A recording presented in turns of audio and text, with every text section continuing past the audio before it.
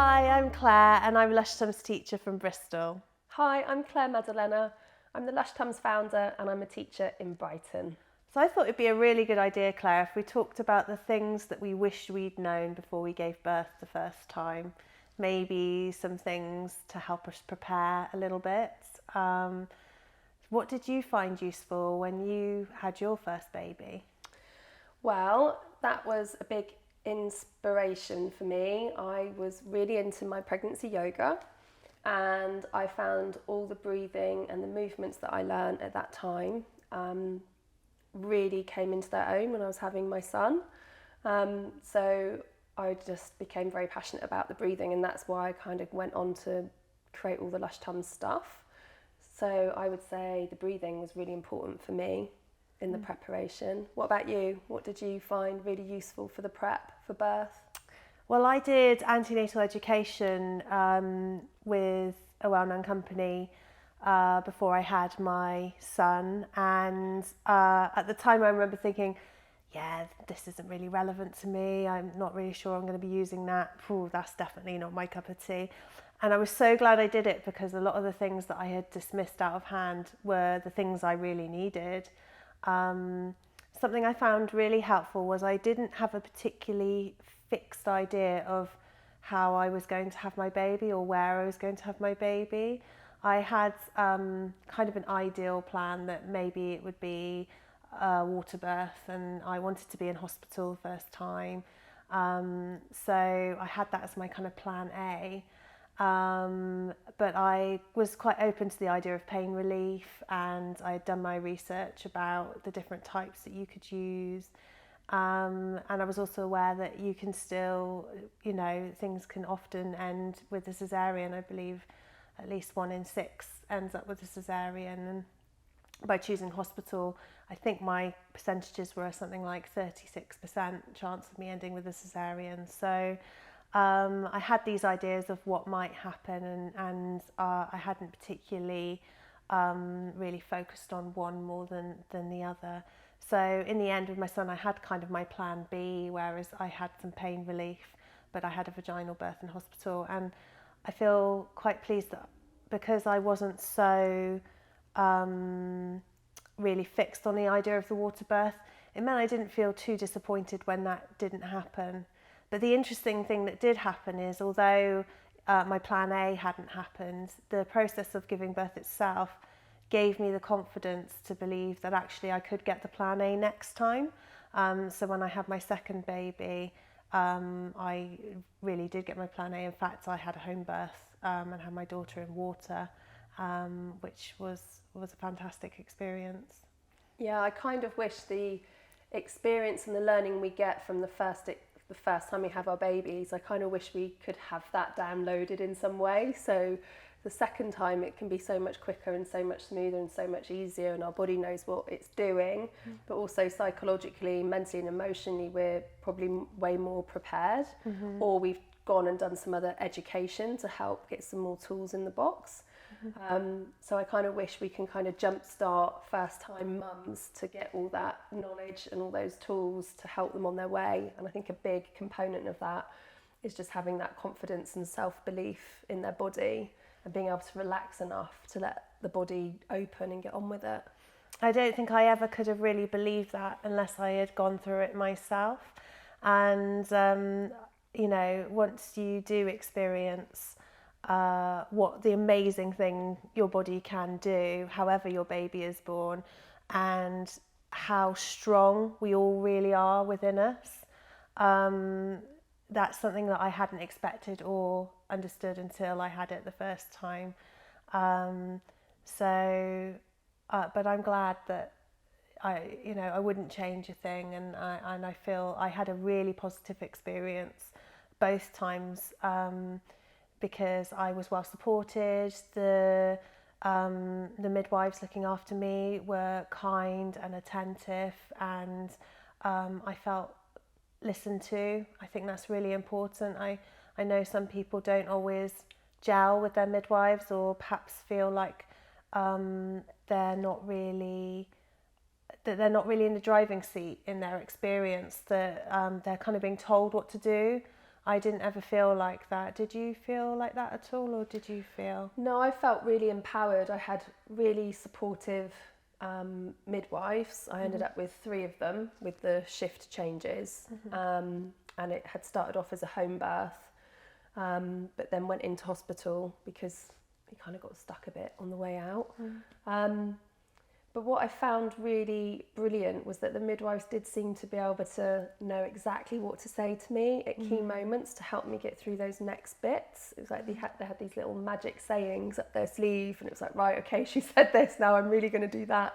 And they were amazing. But I felt really confident and comfortable with them, especially the last one, who got me into new positions and changed my breathing technique to more of a downward breathing technique, where I was definitely using all of my energy to help.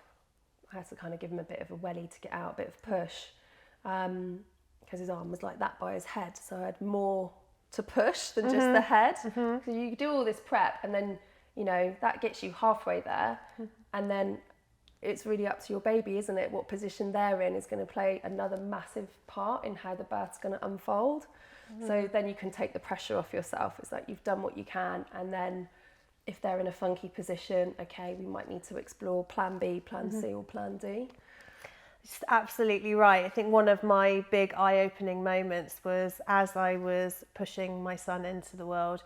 It felt, although it was deeply uncomfortable, and I'm not saying it felt like a nice experience, but that did feel something very primal and very rewarding about that happening. And the amazing thing was I could feel him getting ready for each push. I could feel him wriggling round, getting himself in position, and with every push I could feel him descending. And I hadn't expected that sensation, where actually I was almost watching my baby boy know exactly what he was doing to come into the world, and he surprised me, and he's been surprising me ever since, in the best kind of way.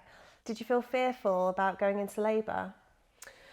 I actually felt, I don't know, there was a part of me that couldn't believe I was doing this, that this was now me, and all these other people and friends and family had had their babies, and now, oh my God, I'm pregnant and this is happening. So I think there was a little bit of denial in there for some of it.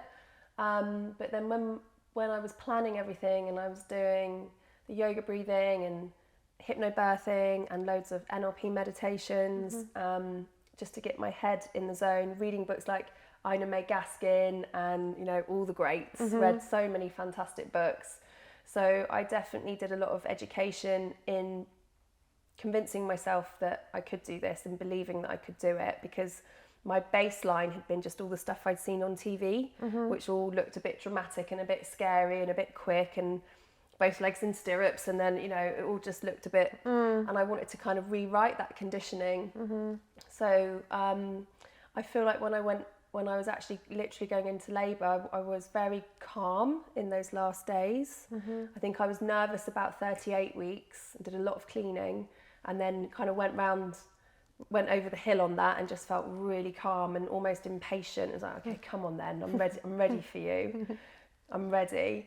And then I had this huge excitement when my waters broke. It was weird. I was lying in bed and my partner was at the pub, and it was about midnight, and I was lying there and I just thought, oh, have my waters gone? And they hadn't actually gone, but the thought had come into my head before. And I was feeling the bed going, have they gone? No, they haven't gone. What's going on? I'm sure my waters have gone. And then literally in the next minute I heard this kind of and I was like, right, they're going. And I wanted to get off my really nice, lovely, brand new mattress. Legged it into the bathroom, and my waters properly went like a shh. And just then my husband put his key through the front door, and I could sort of look down the stairs, and I was like, the waters have gone. And he was like, what? Oh my God, he's been out drinking all evening. Like, no, this is not a good time for you to go into labour. Right, get in the game. And I just felt super excited more than anything.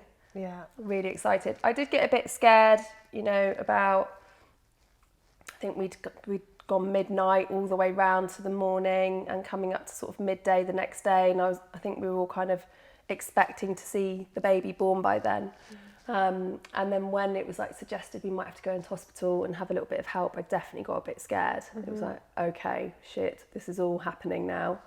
But to be fair, everyone that was caring for me, they were so amazing and so supportive. And then I had a new midwife in hospital, and she did get my baby out with me. So I was in the right place, and believe it all unfolded exactly as it needed to for us in that moment, and that we were able to make the best decisions we could with the experiences and information we had at the time. And that overall, even though it was obviously, like most births, pretty full on and tricky, it was actually also really empowering and strengthening, and then sort of shocking. It's like, oh my God, I can't believe we've just done this, and there you are. Oh. Did you, when you were making those kind of decisions, did you know about the BRAIN acronym then? Had you done any antenatal ed? I had done a bit of antenatal ed. In those days, there was quite a lot on offer with the NHS. There was like 6-week programme, and I did that. But these days, I think that's all been really stripped back. But within that programme, maybe they covered the BRAIN acronym, but there was so much information, so much science, and so much like scientific diagrams. I can't remember it, and I definitely didn't use it. But by the time I had my daughter 4 years later, I'd then been teaching a lot of pregnancy yoga and antenatal ed myself, and working with loads of local midwives. So I definitely had the BRAIN acronym up my sleeve. Do you want to tell everybody about what BRAIN acronym is? Sure. So BRAIN stands for benefits, risks, alternatives, intuition, and nothing. So I used this the first time in my first labour when deciding whether to have my waters broken. Things had been going on for quite a while. I'd had an epidural at this point, and the midwife suggested that in order to speed things up, I might have my waters broken. And because I had had the epidural, because it's been quite calm, my husband and I looked at each other and said, we're going to talk about this and have a think and then decide. So we talked through what the benefits might be, so in my case it would have been perhaps labour hurrying on a little bit, my baby being born. The longer things go, sometimes that can lead to more complications. But then we looked at the risks, and of course any intervention brings its own risks. If you break your waters, that could introduce infection, and also it's getting in the way of your body doing what it needs to do naturally. Alternatives, we discussed other things that might get labour sped up a bit, and we also looked at what my intuition was saying, and at the time I don't think I had any strong feelings either way particularly, and we looked at what would happen if we did nothing as well. So we decided to do the nothing thing first of all and just take a bit of time and see what was happening. And then I think I got a little bit impatient. I was like, actually, you can break the waters now. And we did, and that was fine. It didn't have any negative effects for us. And in fact, within a few hours, I was ready to push. But that was the right decision for me in that moment. And I think other people might have different feelings and make different decisions that are right for them.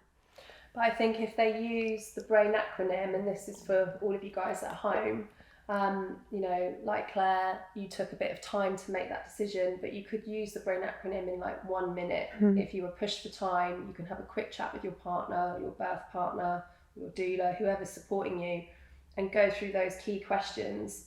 And then even if you are then going with what's being suggested, you've had a chance to process what's on the table, and then if you make that decision to go with it or to come up with another route, you're empowered, aren't you? The decision making is where the power comes from.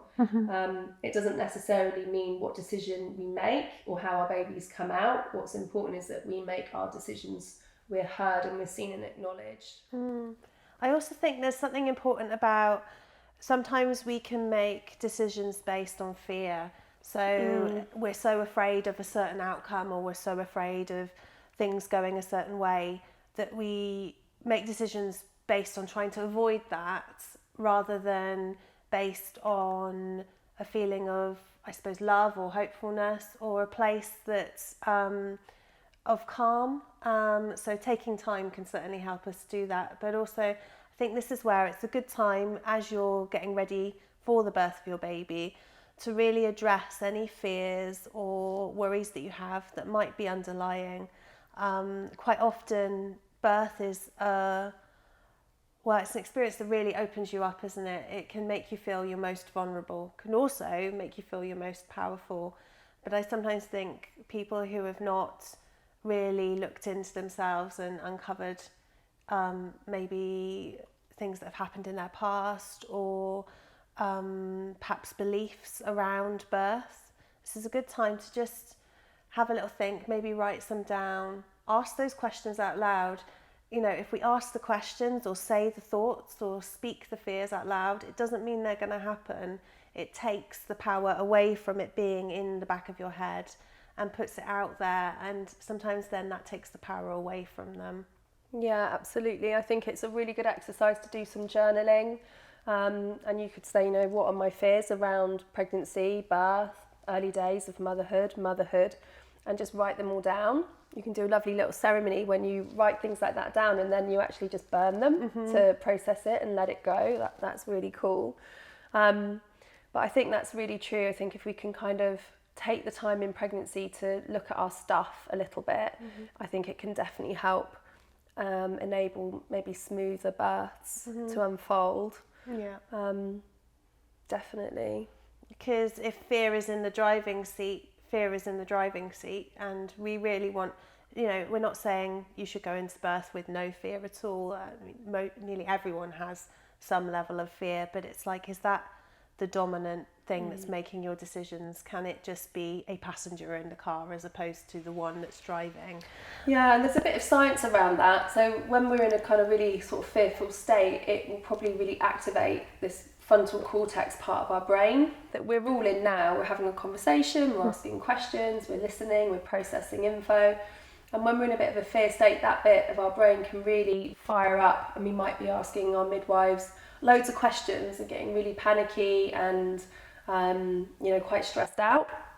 And we understand now a lot more about the relationship between fear and stress and adrenaline and cortisol, and how that's going to send our blood to our legs and our arms literally to prepare us to flee or fight.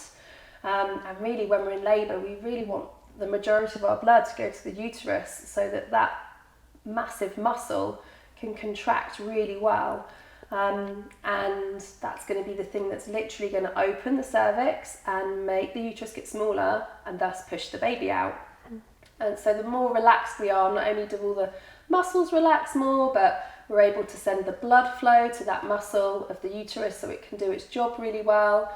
And we are not in a kind of flee or fight state of mind. We're in a kind of more restful, more digesting, more processing, chilled out, zoned out, meditative headspace. So we need to kind of get out of our own heads and trust our body to open up and do this, what Michelle O'Donnell would call the fetal ejection reflex process all by itself if we can.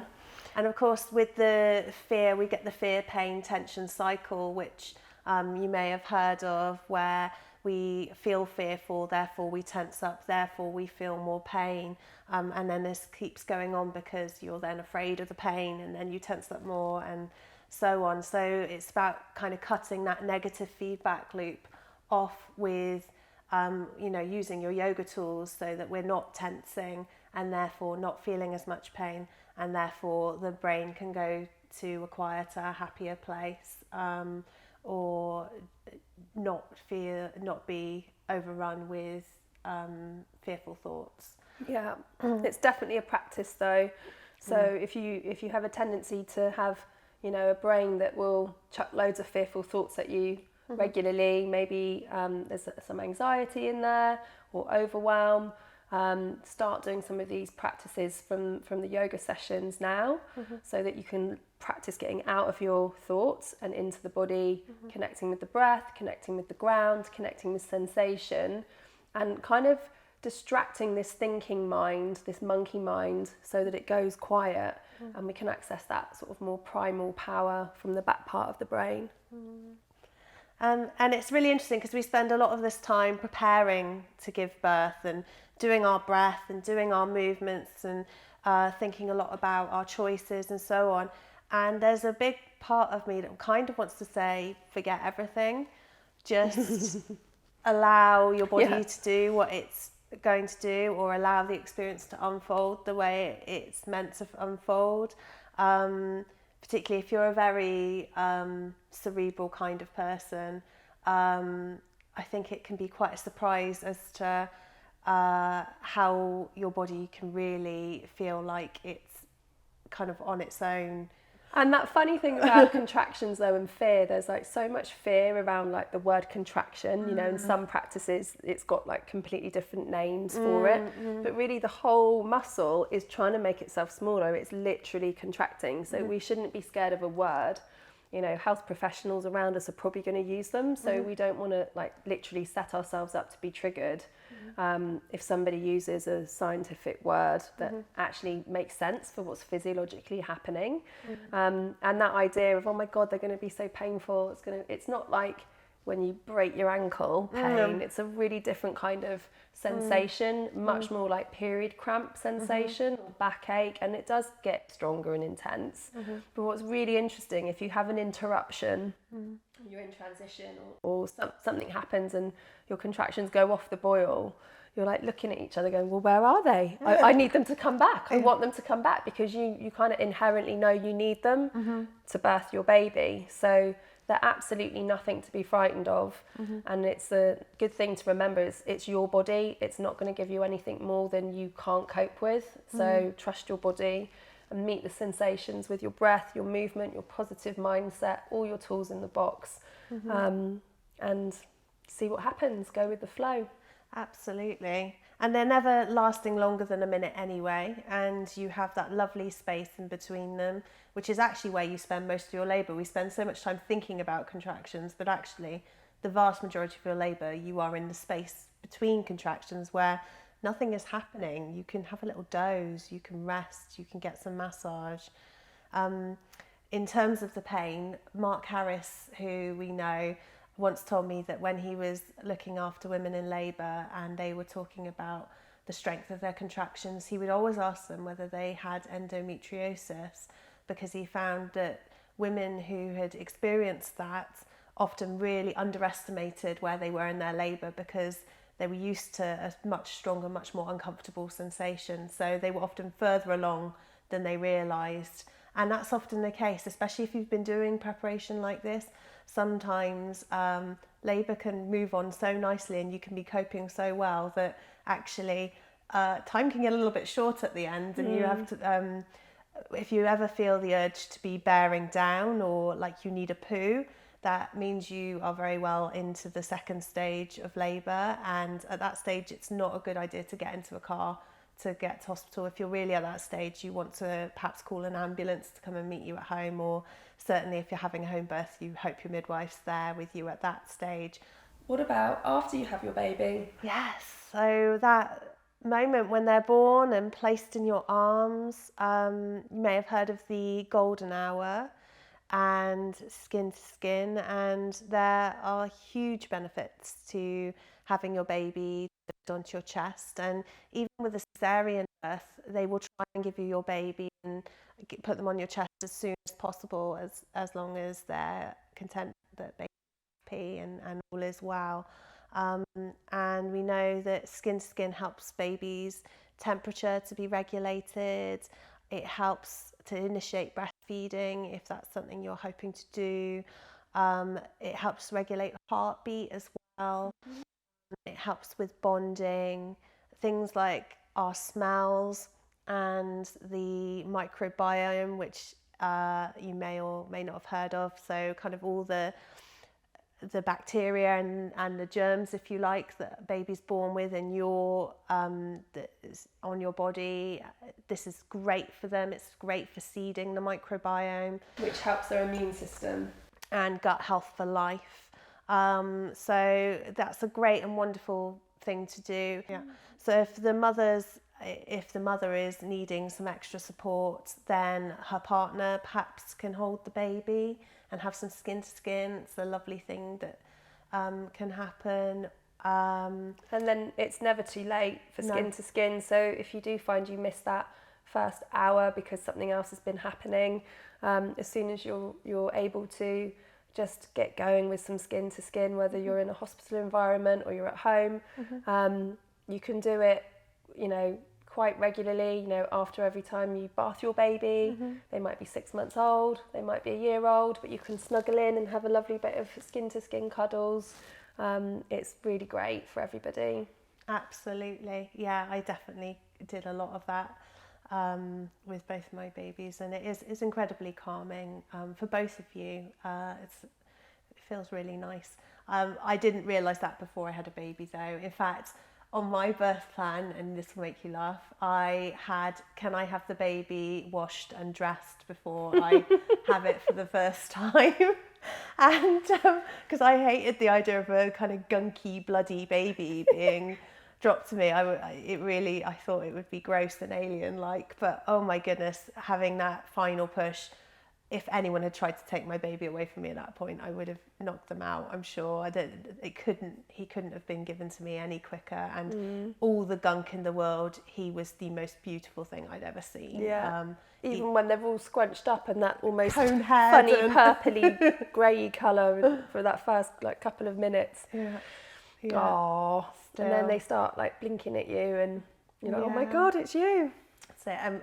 I cried more than my baby did initially. He had a big old cry, and then pretty much as soon as he was on my chest, he stopped crying, and I carried on blubbing. But it was definitely tears of joy and relief and love, and just what a sensation. And just to protect that time, just to stay close to that big feeling and not rush past it.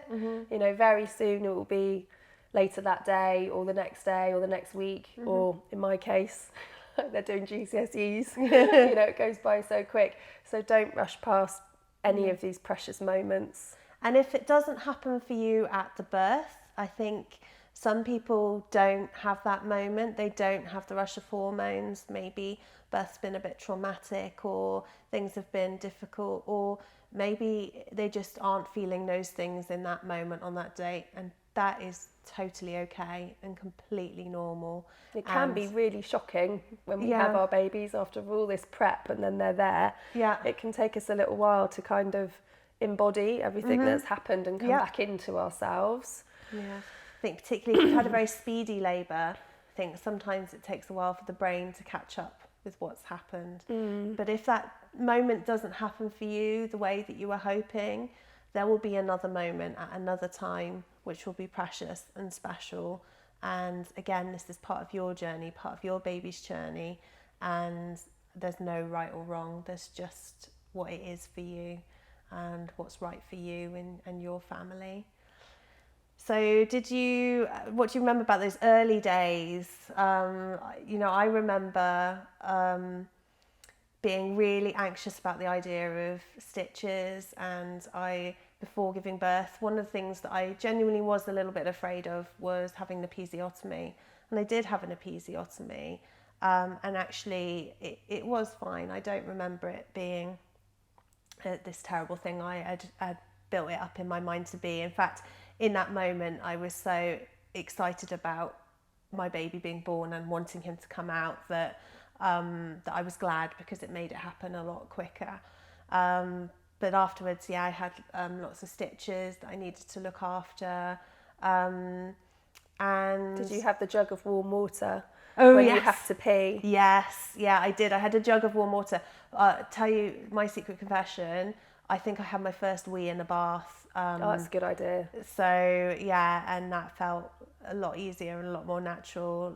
Luckily, our hospital, they had lots of baths for you to use, and I definitely made use of those baths. I was also given loads of Fibrogel to help with my first bowel movement.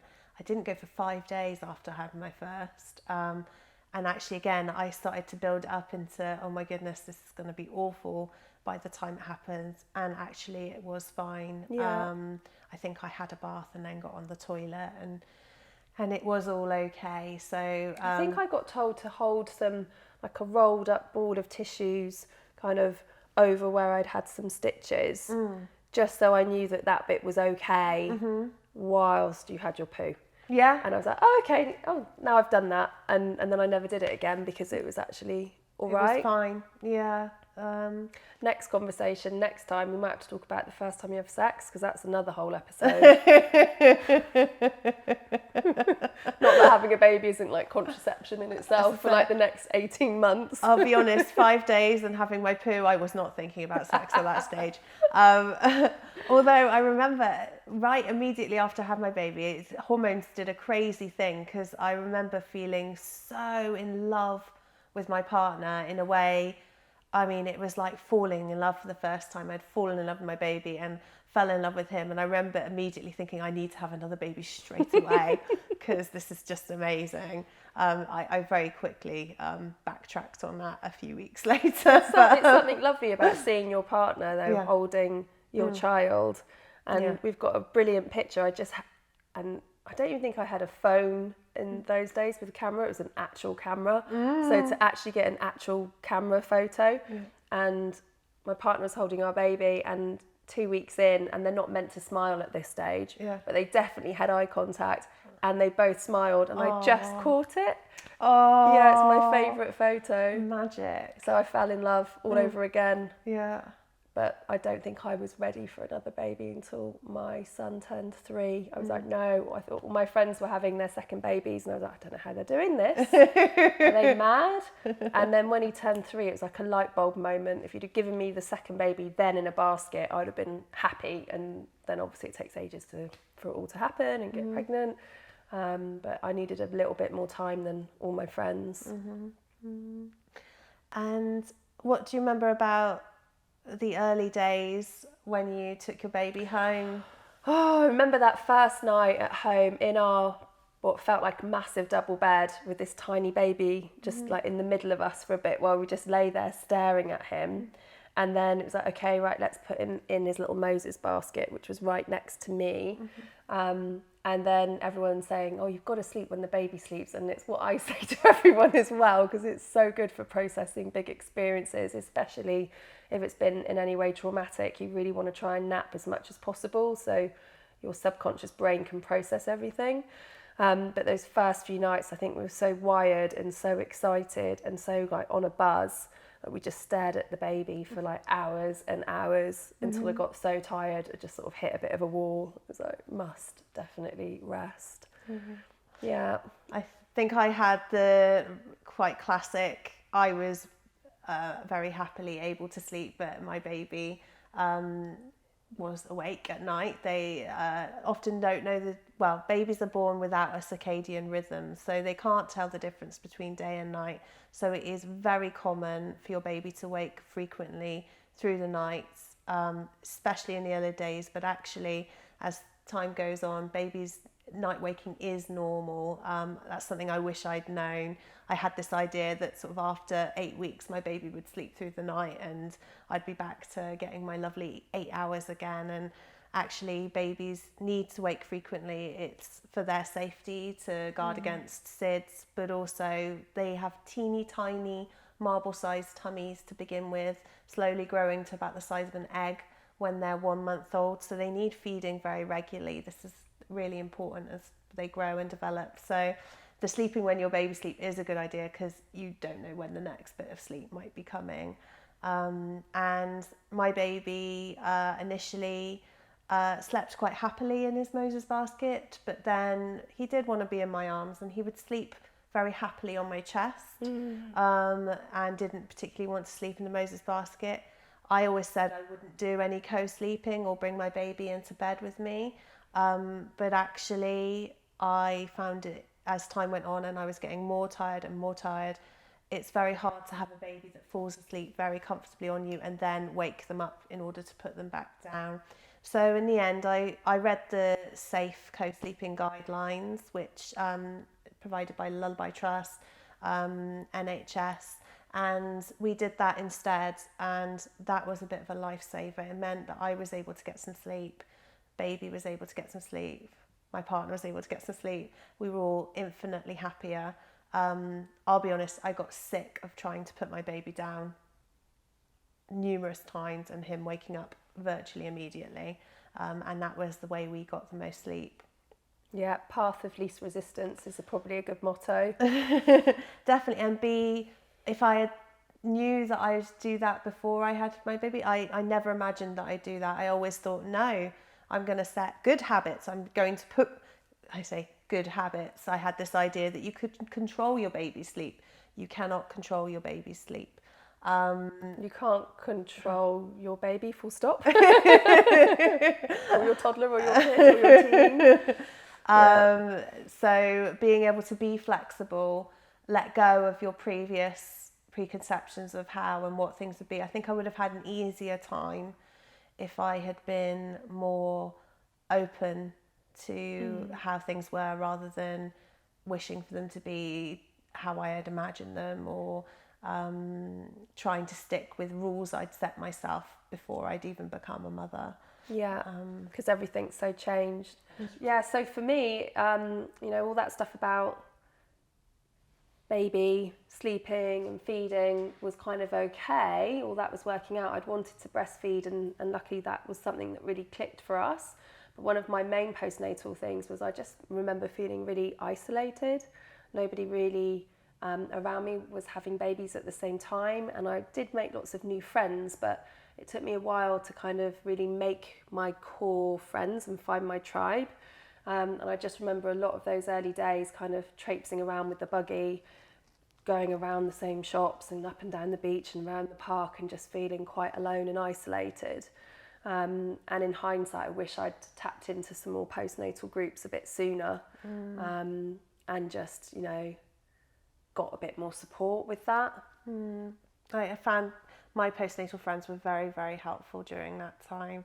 I do remember just spending a lot of time by myself at home with the baby though, and finding it quite boring. Yeah. That's something I hadn't anticipated. Much wanted baby, always wanted to be a mother.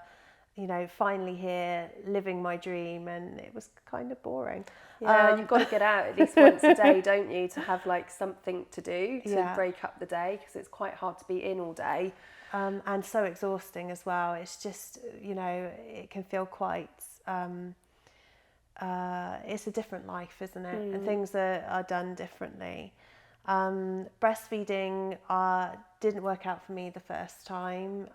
Actually, I wasn't very keen on the idea of breastfeeding, so I switched to formula very early on, and quite happily, with confidence. But that's not everyone's experience. I know a lot of people have really difficult time if breastfeeding's not working out for them.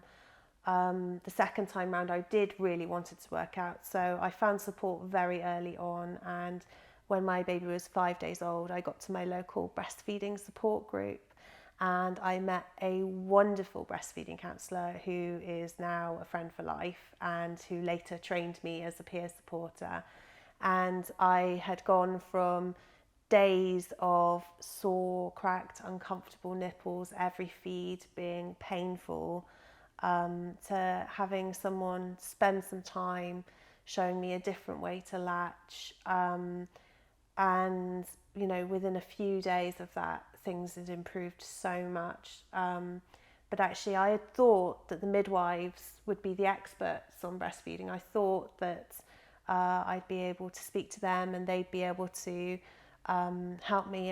And some of them have a lot of experience with breastfeeding and are very up to date with their advice, but others have very little, so it's a bit of a mixed bag. So I would definitely get in touch with your local breastfeeding support group before your baby's born. And there are lots online as well. There's the ABM, which is the Association of Breastfeeding Mothers. There's also the Lalesh League as well, and locally there may well be some support for you too. But National Breastfeeding Helpline as well is an absolute lifesaver for lots of people. What would you say to someone that was really keen to breastfeed and things are looking a bit tricky for them? What would be your key message for them? Reach out for support as soon as you feel it, even if things are going really, really well, because that might not always be the case. And actually having people that really know how it works and who want to support you with your goals. I think people sometimes think if they get support, they're going to be forced to exclusively breastfeed for the rest of their lives, and that's absolutely not the case. They're there to support you with what you want to. So if you just want to have one breastfeed a day, they'll support you with that. If you want to exclusively pump, they will support you with that. They will help you with mixed feeding, and they will give you the right information that is relevant to your unique scenario. I'd love to recommend some books as well. So I love the Positive Breastfeeding book by Dr. Amy Brown. Okay, well, I think that's probably all we've got time for today. But if you want to hear Claire and I chatting some more, go over to our podcast where we've got some incredible guests already in our first set of podcasts. So we've talked about Mark Harris. We've also had Millie Hill, who wrote the Positive Birth book, Lindsay Hookway, who talks all about sleep, and loads of others. And we've got more exciting podcasts to come. And hopefully we'll do another one of these little sit-down cup of tea chats with you soon. And let us know if you have anything you'd like us to talk more about. And we'd love to hear your experiences as well. What was birth like for you? How was becoming a mother? What do you wish you'd known? Let us know, and we'll hopefully have another conversation to address those soon.